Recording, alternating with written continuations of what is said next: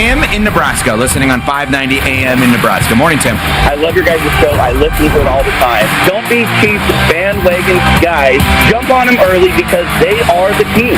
In the modern day, what Kansas City's doing is more impressive than what New England did. This is the best dynasty the NFL has ever put together. I rest my case.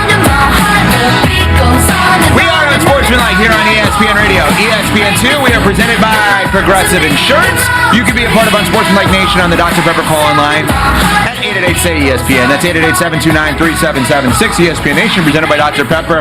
It's not college football season without the delicious taste of an ice-cold Dr. Pepper. College football, it's a pepper thing. If you missed any of the first hour of our show, go back on the podcast and listen wherever podcasts are available. Our discussion about World Series Game 1. CC took the manager of the LA Dodgers, Dave Roberts, to task for leaving starting pitcher Blake Snell in for too long last night. Smalls and I, maybe ignorantly, are still saying not writing off the Dodgers. Ohtani's still there, even though they were terrible last night in the middle of their lineup. 1 through 4, 1 of 15, no runs, no walks, 8 strikeouts in their loss to the Blue Jays last night, 6-1, and Toronto's now up 3-2 in the series, going back to Toronto for game number 6 on Friday night. I think it's going 7. Let me be clear about that. I do think it's going 7, but I just don't have any faith in the Dodgers when Yamamoto is not on the mound.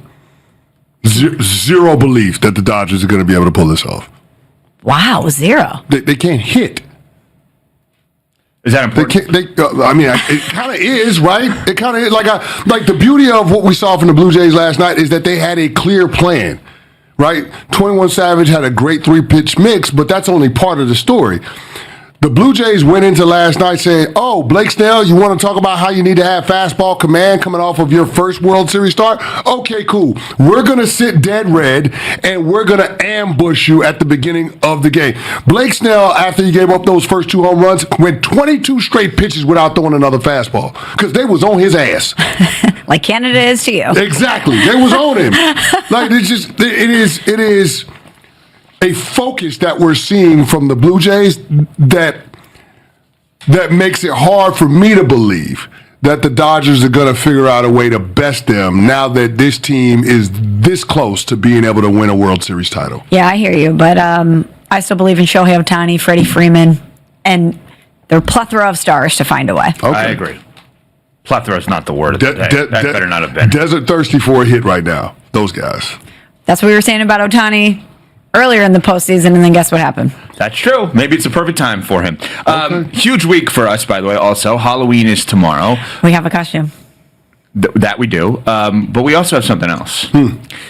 Smalls is ditching us at 9 a.m. Eastern tomorrow. Yep. Sorry. Now, I would say, what's your problem normally? Except tomorrow, why are you ditching us at 9 a.m. Eastern? Well, I get to represent us and talk some sports on Good Morning America. Hello! No big deal. No big deal. Yeah. GMA Smallsy. Let's go. Unbelievable. That is awesome. Unbelievable. We can't, they're not dressing up for Halloween. Right. And we have full costumes. So that's why I have to leave a little early because I have to deconstruct what I'm going to be dressed as and then become myself to talk sports on GMA like a proper person.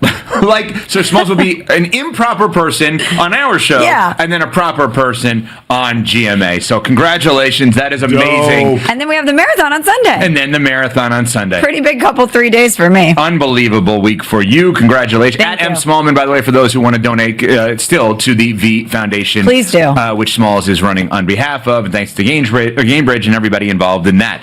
You heard the audio coming back. It is also Chiefs-Bills Sunday. You rolled your eyes at that? Because I don't care. All right. Back to you guys. Do you want to know why? I have been begging for this to be a rivalrous affair for many years. I mean, come on. Actually, that was pretty good. That was a pretty good usage. Rivalrous? Come on. That was pretty good. It was? It was. I got it within 4 seconds. It was the right way to use the word. It flowed. You're on a heater I will this week. give you credit. He's on a heater this week. I will give you credit on the eye roll setting it up. Thank you. Because Pretty good. Because I'm excited. I'm always excited. It was for a Chiefs performative Bills. setup. It's not Patriots Colts by any stretch of imagination with Manning and Brady. It's not that. No. But you did a Hell good no. job of the eye roll leading into that. But I meant the eye roll because why do I care about Bills Chiefs in the regular season? Why do I care about Bills Chiefs in the regular season? All I care about is the Buffalo Bills being able to beat the Chiefs when it matters the most in the playoffs. And they have yet to do it, 0-4. So why am I going to get all hyped up about this rivalrous affair when it's not really a rivalry? It's not a rivalry until Josh Allen and the Bills beat the Chiefs in the playoffs. So it's just a series. Just a series of games for you that they play against each other. It's not a rivalry. Not really. Because in order for it to be a rivalry, there has to be some balance there.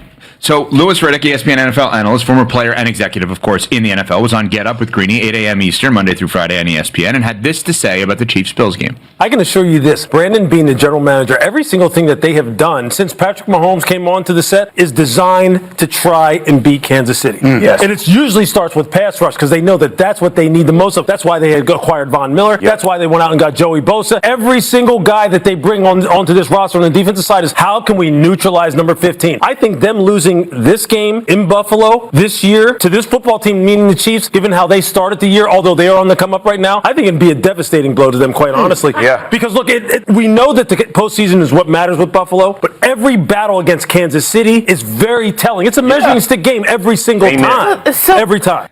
Measuring stick game. Do you guys agree with that? No, how is it a measuring stick game?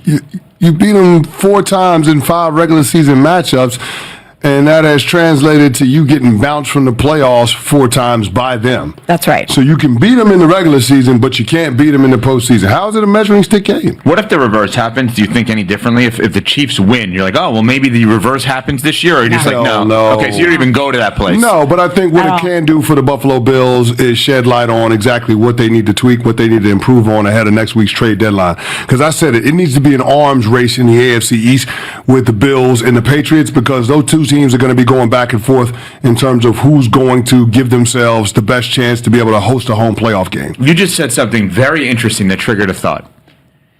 Are you saying if you're the Bills, it's almost better in a way to be exposed a little bit by the Chiefs so you act desperate versus, I'm making this up, versus a 27-21 win where you're like, oh, we still got this? In a way, is a loss better for them long term if it exposes I'm problems? not saying that they got to lose, because the best thing for them is to keep pace with the New England Patriots and try to win the division. Right. Yes. I'd rather host a home playoff game than to have to take the show on the road. We only see a wild card team, a true wild card team that has to go on the road for every single postseason game, win the Super Bowl about once every decade. Brady, right? We saw it with Brady in 2020. Last time before that, you saw it with Aaron Rodgers. 2010, literally every decade. That's what I'm saying. So it's once every day.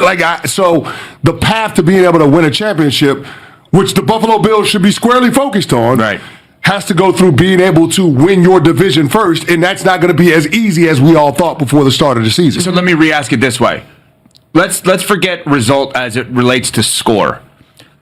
Is it in the Buffalo Bills' best interest by Sunday night to feel like, oh, we're not going to be able to beat them in the playoffs if we play this way because of these things?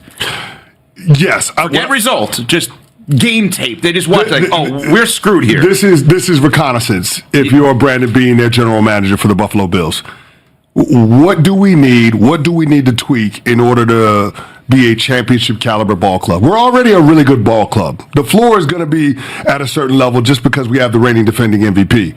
And we got a guy in James Cook that can tote the mail and is a true difference maker. We've got a good offensive line. But what else do we need in order to get to that next level?